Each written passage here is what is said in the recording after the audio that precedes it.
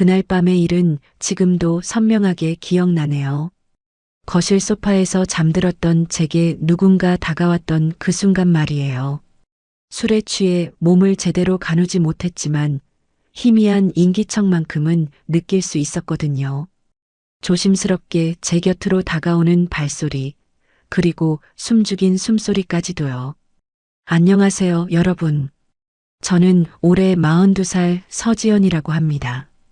오늘 들려드릴 이야기는 제 인생에서 가장 혼란스러웠던 시기에 관한 것인데요. 어쩌면 여러분도 비슷한 외로움을 겪어보셨을지 모르겠습니다. 중년에 찾아오는 그 공허함과 갈증 말이죠. 5년 전쯤이었나요? 첫 번째 결혼 생활이 파탄나고 한참을 방황했던 시절이 있었어요. 이혼이라는 게 생각보다 훨씬 깊은 상처를 남기더군요. 혼자가 된다는 두려움, 실패했다는 자책감, 앞으로 어떻게 살아가야 할지 막막함까지, 그 모든 감정들이 뒤섞여 매일 밤 잠들기가 힘들었답니다. 그러다 만난 사람이 지금의 남편 이태호 씨였어요. 태호 씨는 물류회사에서 지역 본부장으로 일하는 사람이었는데 첫인상부터 믿음직스러워 보이더라고요. 차분한 성격에 경제적으로도 안정적이었고 무엇보다 저를 따뜻하게 대해줬거든요. 재혼을 결심하기까지 그리 오래 걸리지 않았던 것 같아요. 결혼 초기에는 모든 게 순조로웠습니다. 주말마다 함께 외식도 하고 가끔 여행도 다녔으니까요. 태호 씨가 대전이나 대구, 부산으로 출장을 자주 가긴 했지만 그게 큰 문제라고 생각하지는 않았어요. 오히려 각자의 시간을 가질 수 있어서 좋다고 여겼죠. 그런데 시간이 지나면서 뭔가 달라지기 시작했어요. 출장 횟수가 점점 늘어나더니 일주일에 사흘, 많을 때는 나흘까지 집을 비우게 됐거든요. 태호 씨가 돌아오는 주말에는 피곤해 지쳐 대부분의 시간을 소파에 누워 보내곤 했고요. 함께 있어도 함께 있는 것 같지 않은 느낌이랄까요? 외로움이라는 게 참 묘한 거더라고요. 사람이 옆에 있어도 느껴지는 그 공허함. 손을 뻗으면 닿을 거리에 누군가 있는데도 닿지 않는 것 같은 그 답답한 말이에요. 저는 원래 스킨십을 중요하게 여기는 편이거든요. 손을 잡는다거나 어깨에 기대어 TV를 본다거나 자기 전에 가볍게 포옹을 나누는 그런 일상적인 접촉들이요. 그런데 태호 씨와는 그런 순간들이 점점 사라져갔어요. 처음에는 친구들을 만나며 외로움을 달래보려 했습니다. 저녁에 와인 한두 잔 하면서 수다 떨고 영화도 보러 가고 그랬죠. 하지만 집에 돌아오면 여전히 텅 빈 공간만 기다리고 있더군요. 결국 혼자 술을 마시는 날들이 늘어났어요. 그렇게 외로움에 익숙해져 가던 어느 날이었습니다. 태호 씨의 아들 강민우가 저희 집으로 들어왔거든요. 대학교 4학년이었던 민우는 학교 기숙사를 나와 집에서 통학하기로 했던 거예요. 25살의 젊은 청년이었죠. 민우는 키가 크고 체격도 좋은 편이었어요. 얼굴도 준수한 데다 성격까지 밝아서 집안 분위기가 한결 밝아지더라고요. 재혼 초기에는 서로 어색했지만 몇 달 지나니 자연스러운 모자 관계가 만들어졌답니다. 저는 민우에게 친절하게 대했어요. 아침마다 식사를 챙겨주고 학교 다녀오면 과일도 깎아주고 가끔 어깨도 두드려주고 그랬죠. 자연스러운 스킨십이라고 생각했거든요. 어머니와 아들 사이에 당연한 애정 표현이니까요. 그런데 언제부턴가 민우의 반응이 조금씩 달라지는 게 느껴졌어요. 제가 실크 가운을 입고 있을 때 시선을 피한다거나 손을 잡으면 살짝 긴장하는 기색이 보이더군요. 처음에는 그냥 젊은 남자라서 그런가 보다 했는데 그 미묘한 떨림이 계속 신경 쓰이기 시작했답니다. 이상하게도 그게 저를 자극했어요. 누군가 저를 의식하고 있다는 사실, 그것도 젊은 남자가 저를 여자로 보고 있다는 걸 느끼는 순간 제 안에 잠들어 있던 뭔가가 깨어나는 것 같았거든요. 그날 밤도 태호 씨는 광주 출장 중이었어요. 저는 거실에서 레드와인을 마시고 있었는데 한 잔, 두 잔 하다 보니 어느새 병이 거의 비어 있더라고요. 라벤더색 실크 슬립만 걸친 채 소파에 비스듬히 누워 잠이 들었던 것 같아요. 그런데 깊은 잠 속에서 뭔가 이상한 느낌이 들었어요. 제 다리 쪽에서 희미한 기척이 느껴졌거든요. 따뜻한 숨결 같은 게 피부에 닿는 것 같기도 하고 술에 취해 있었지만 그 감각만큼은 선명하게 느껴졌답니다. 살며시 눈을 뜨니 어둠 속에 누군가의 형체가 보였어요. 소파 아래쪽에 웅크리고 앉아 있는 사람. 민우였더군요. 그는 제 슬립 자락 쪽을 조심스럽게 바라보고 있었던 거예요. 마치 금지된 무언가를 몰래 훔쳐보듯이요. 심장이 미친 듯이 뛰기 시작했습니다. 놀라움과 당황스러움 그리고 묘한 흥분감까지 여러 감정이 한꺼번에 밀려왔거든요. 저는 숨을 죽인 채 가만히 있었어요. 민우가 어떻게 행동할지 지켜보고 싶었답니다. 민우의 손이 제 종아리 쪽으로 아주 살짝 다가왔어요. 닿을 듯 말 듯한 거리였죠. 그의 손이 미세하게 떨리는 게 느껴졌답니다. 긴장하고 있구나. 그 떨림을 통해 알 수 있었어요. 몇 분이 지났을까요? 민우는 조심스럽게 물러나더니 제 슬립을 원래대로 정리하고는 자기 방으로 돌아갔습니다. 아무 일도 없었다는 듯이요. 저는 소파에 그대로 누워 있었어요. 술 기운은 온데간데 없이 사라지고 정신이 맑아졌답니다. 심장 박동이 너무 빨라서 숨쉬기조차 힘들 정도였죠. 온몸에 땀이 배어 있었고요. 이게 대체 무슨 상황인가 싶었어요. 놀라워야 하나, 화를 내야 하나, 아니면 못 본 척해야 하나. 머릿속이 복잡했답니다. 그런데 이상하게도 불쾌감은 들지 않더라고요. 오히려 짜릿한 긴장감 같은 게 느껴졌거든요. 젊은 남자가 저를 그런 눈으로 봤다는 사실. 42살의 제가 여전히 누군가에게 매력적으로 보일 수 있다는 걸 확인한 순간이랄까요? 오랜만에 느껴보는 감각이었어요. 다음 날 아침 분위기는 어색했습니다. 민우는 평소보다 훨씬 일찍 일어나 부엌으로 나왔는데 저와 눈을 제대로 마주치지 못하더군요. 고개를 숙인 채 식사만 서둘러 하고는 학교에 간다며 급하게 나가버렸어요. 저는 혼자 남은 거실에 앉아 커피를 마시며 생각에 잠겼답니다. 어젯밤 일을 어떻게 받아들여야 할까? 화를 내는 게 맞을까? 아니면 그냥 넘어가는 게 나을까? 그런데 솔직히 저는 화가 나지 않았어요. 오히려 민우가 저를 어떻게 보고 있는지 더 궁금해졌답니다. 며칠이 지났어요. 민우는 여전히 저를 피하는 듯 보였습니다. 거실에서 마주치면 인사만 간단히 하고 바로 자기 방으로 들어가곤 했죠. 그러던 어느 날 오후였어요. 제가 주방에서 설거지를 하고 있는데 민우가 뒤에서 다가왔거든요. 도와드리겠다며 제 옆에 섰는데 그 순간 갑자기 뒤에서 저를 살짝 껴안는 거예요. 순간적인 행동이었던 것 같아요.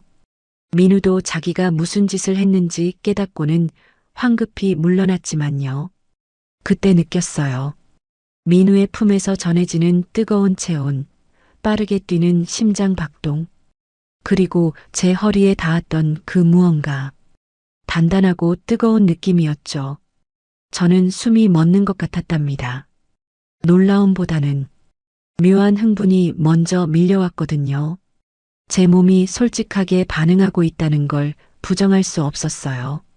민우는 얼굴이 새빨개진 채 사과하고는 방으로 들어가 버렸습니다. 저는 싱크대에 기댄 채 한참을 서 있었어요. 손이 떨렸답니다. 이러면 안 되는데. 머리로는 그렇게 생각하면서도 몸은 다르게 반응하고 있었거든요. 그날 저녁 저는 일찍 침실로 들어갔어요. 태호 씨는 또 부산 출장이었죠. 침대에 누워 있는데 복도에서 인기척이 들렸답니다. 민우가 화장실을 다녀오는 소리였어요. 잠시 조용해졌다가 제 방 앞에서 발소리가 멈췄어요. 문 앞에서 망설이는 기척이 느껴졌답니다. 노크를 할까 말까 고민하는 것 같았죠. 하지만 결국 민우는 자기 방으로 돌아갔어요. 저는 뒤척이며 잠을 청했지만 쉽게 잠들 수 없었답니다. 계속 민우 생각이 났거든요. 25살 청년이 42살의 저를 그렇게 본다는 게 믿기지 않으면서도 기분이 묘했어요. 오랜만에 느껴보는 감정이었답니다. 누군가에게 욕망의 대상이 된다는 것. 태호 씨는 요즘 저를 그런 눈으로 보지 않았거든요. 편한 동반자 정도로만 여기는 것 같았죠. 그게 서운했어요. 1시간쯤 지났을까요? 목이 말라 물을 마시러 일어났는데 복도를 지나다 민우 방문 틈새로 희미한 불빛이 새어 나오는 게 보였어요. 저는 걸음을 멈췄답니다. 무슨 생각이었는지 모르겠어요. 호기심이었을까요? 아니면 확인하고 싶은 마음이었을까요? 조심스럽게 민우 방문 쪽으로 다가갔죠. 문이 완전히 닫히지 않아 살짝 틈이 있었어요. 그 틈으로 안을 들여다본 순간 저는 숨이 멎는 것 같았답니다. 민우는 침대에 앉아 있었는데 그의 손에 제가 빨래하려고 둔 속옷이 들려 있는 거예요. 눈을 감은 채 제 속옷에 얼굴을 묻고 있었죠. 그 모습을 보는 순간 온몸에 전율이 흘렀어요. 충격과 함께 이상한 감정이 밀려왔답니다. 제가 저 아이를 그렇게 만들었구나. 죄책감보다는 묘한 만족감이 먼저 들었어요. 저는 조용히 제 방으로 돌아왔습니다. 침대에 앉아 거울 속 제 모습을 바라봤어요. 42살의 중년 여성. 주름이 조금 생기긴 했지만 아직은 관리하는 편이죠. 요가도 꾸준히 하고 피부 관리도 신경 쓰니까요. 아직 괜찮은 건가? 스스로에게 물어봤답니다. 그날 밤 저는 잠들지 못했어요. 머릿속이 너무 복잡했거든요. 이건 분명 잘못된 거예요. 재혼한 아들과 엄마 사이에 있어서는 안 될 감정이죠. 하지만 외로움이 저를 집어삼키고 있었답니다. 태호 씨는 제 외로움을 몰랐어요. 아니, 알려고 하지 않았던 것 같아요. 저는 42살인데 여전히 누군가의 따뜻함이 필요한 나이거든요. 다음 날은 주말이었습니다. 민우는 늦잠을 자고 일어났는데 부엌으로 나온 그는 여전히 저와 눈을 마주치지 못했어요. 저는 평소처럼 아침을 차려줬죠. 민우는 조용히 식사를 했답니다. 식사 후 저는 거실 소파에 앉아 TV를 봤어요. 민우는 자기 방으로 들어가려다 망설이더니 제 옆에 앉았답니다. 뭔가 말하고 싶은데 용기가 나지 않는 표정이었어요. 저는 그의 어깨에 손을 올리고 편하게 말해보라고 했죠. 제 손길에 민우의 몸이 살짝 떨렸답니다. 한참을 망설이던 민우가 작은 목소리로 말했어요. 어머니가 좋다고 그냥 가족으로서가 아니라 다른 의미로 좋다고요. 저는 잠시 침묵했답니다. 그의 고백을 어떻게 받아들여야 할지 몰랐거든요. 화를 내야 하나 타이르는 게 맞나 아니면 민우는 고개를 숙인 채 더 이상 말하지 못했어요. 저는 그의 등을 부드럽게 쓰다듬어 줬답니다. 아무 말도 하지 않고요. 그저 그의 곁에 앉아 함께 있어줬죠. 그날 이후로 우리 사이에는 보이지 않는 긴장감이 흘렀어요. 서로를 의식하면서도 선을 넘지 않으려 조심했답니다. 하지만 그 선이 점점 희미해지고 있다는 걸 우리 둘 다 느끼고 있었죠. 태호 씨가 출장을 가는 날이면 집안 공기가 묘하게 변했어요. 저와 민우 둘만 남겨진 공간에는 말로 표현할 수 없는 긴장감이 감돌았답니다. 서로 거실에 있어도 대화는 별로 없었고 그저 상대방의 존재를 의식하며 시간을 보냈죠. 어느 날 저녁이었어요. 저는 거실에서 와인을 마시고 있었는데 민우가 방에서 나와 제 옆에 앉았답니다.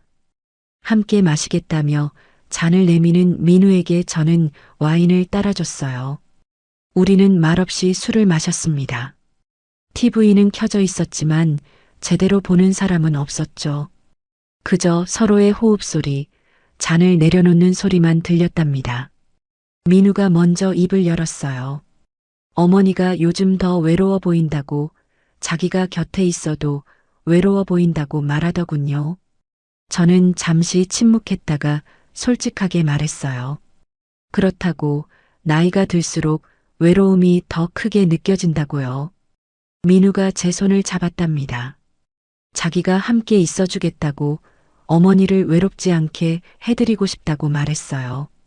저는 그의 손을 바라봤답니다. 크고 따뜻한 손이었죠. 저도 모르게 그 손을 꽉 쥐고 있었어요. 우리는 한참을 말없이 앉아 있었습니다. 손을 맞잡은 채로요.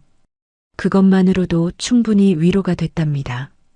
누군가 제 곁에 있다는 사실, 제 손을 잡아주는 사람이 있다는 것만으로도요. 그날 밤 이후로 민우와의 관계는 조금씩 변해갔어요. 여전히 선을 넘지는 않았지만 서로에 대한 감정을 부정하지 않게 됐답니다.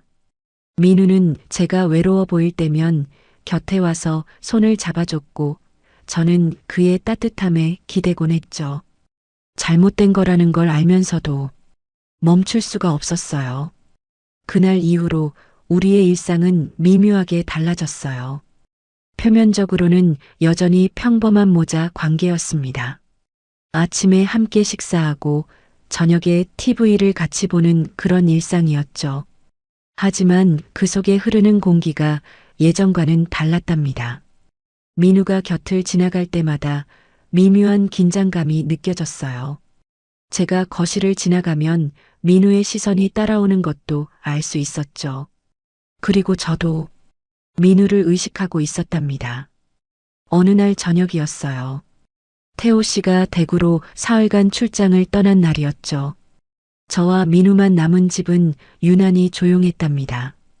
저는 거실에서 레드와인을 마시고 있었는데 민우가 방에서 나와 제 옆에 앉더군요. 함께 마시자며 잔을 내밀었어요. 우리는 말없이 술을 마셨습니다. TV에서는 뉴스가 흘러나왔지만 귀에 들어오지 않았죠. 그저 서로의 존재만 의식하며 시간을 보냈답니다. 민우가 조심스럽게 말을 꺼냈어요. 어머니가 요즘 더 힘들어 보인다고, 자기가 뭐라도 도와드리고 싶다고 말하더군요. 저는 괜찮다고 대답했지만 목소리가 떨렸어요. 사실은 외로웠거든요. 너무나 외로웠답니다. 민우가 제 손을 잡았어요. 언제나처럼 따뜻한 손이었죠. 저는 그 온기에 기대고 싶었답니다. 와인 2병을 비우고 나니 몸이 나른해졌어요. 침실로 가야겠다고 일어섰는데 민우가 부축해 주더군요.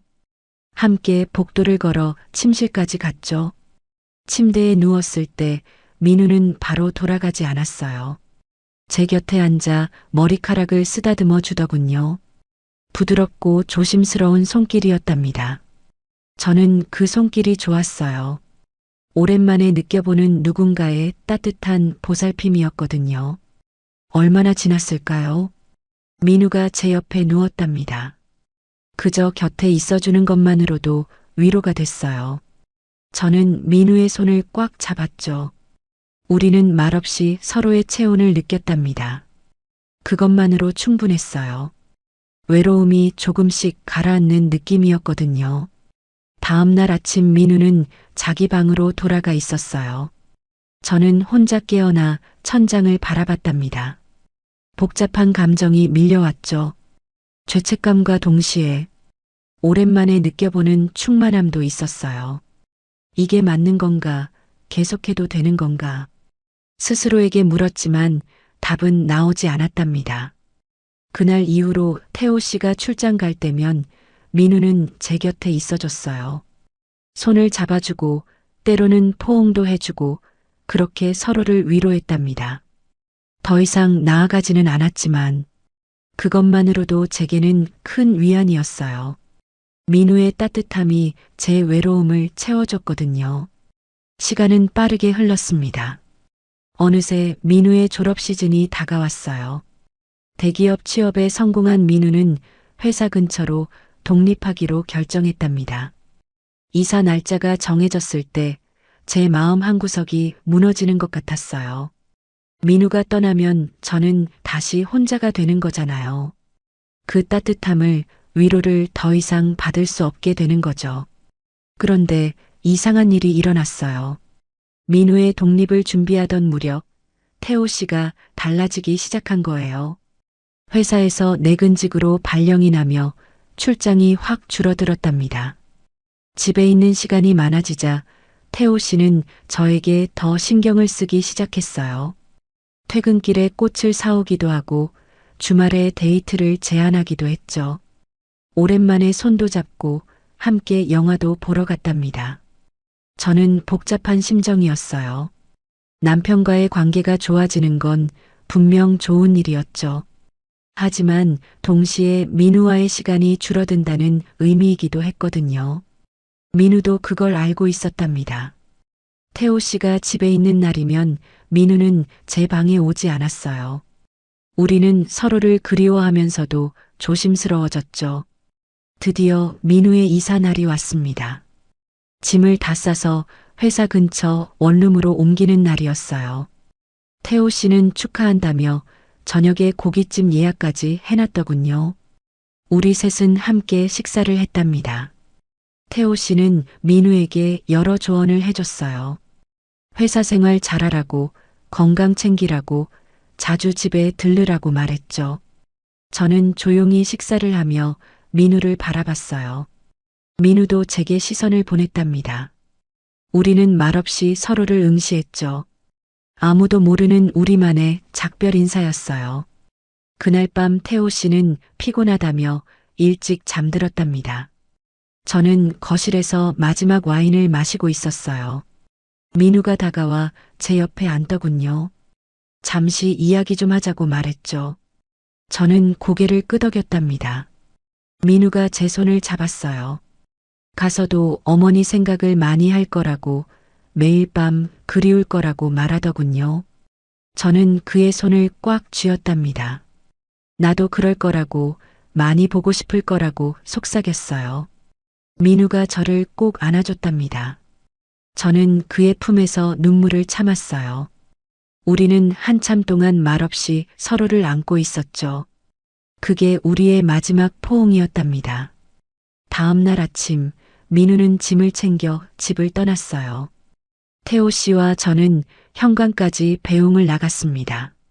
민우는 저를 한 번 더 안아줬어요. 자주 오겠다고 말하더군요. 저는 웃으며 고개를 끄덕였답니다. 민우의 차가 골목을 빠져나가는 걸 보며 저는 가슴이 텅 빈 것 같았어요. 뭔가 중요한 걸 잃어버린 기분이었죠. 그날 이후 제 일상은 다시 평범해졌답니다. 태호 씨와의 관계는 예전보다 훨씬 좋아졌어요. 남편은 저에게 더 많은 시간을 할애했고 저도 부부관계를 회복하려 노력했답니다. 출장이 줄어든 만큼 함께 보내는 시간이 늘었죠. 주말마다 산책을 하거나 영화를 보러 가곤 했어요. 손도 자주 잡고 어깨에 기대기도 하고요. 그러면서 깨달았답니다. 제가 원했던 건 결국 이런 평범한 따뜻함이었다는 걸요. 하지만 가끔씩 민우 생각이 났어요. 그의 따뜻한 손길이, 젊음의 열기가 그리워지곤 했답니다. 하지만 그건 지나간 일이었죠. 민우는 한 달에 한 번 정도 집에 들렀어요. 태호 씨가 있을 때만 왔답니다. 저와 둘이 있는 시간은 피하는 것 같았어요. 그게 맞는 거였죠. 우리는 서로를 위해 선을 지켜야 했으니까요. 그렇게 몇 달이 지났을까요? 어느 날 민우가 여자친구를 데려왔답니다. 예쁘고 밝은 아가씨였어요. 저는 반갑게 맞아줬습니다. 민우는 제 눈을 살짝 피하며 여자친구를 소개했죠. 저는 미소를 지으며 잘 어울린다고 말했답니다. 그날 밤 혼자 남겨진 침실에서 저는 조용히 눈물을 흘렸어요. 안도감과 상실감이 동시에 밀려왔거든요. 이제 정말 끝이구나. 그렇게 생각했답니다. 지금 돌이켜보면 그때의 저는 외로움에 빠진 나약한 여자였어요.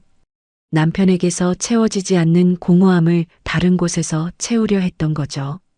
그건 분명 잘못된 선택이었답니다.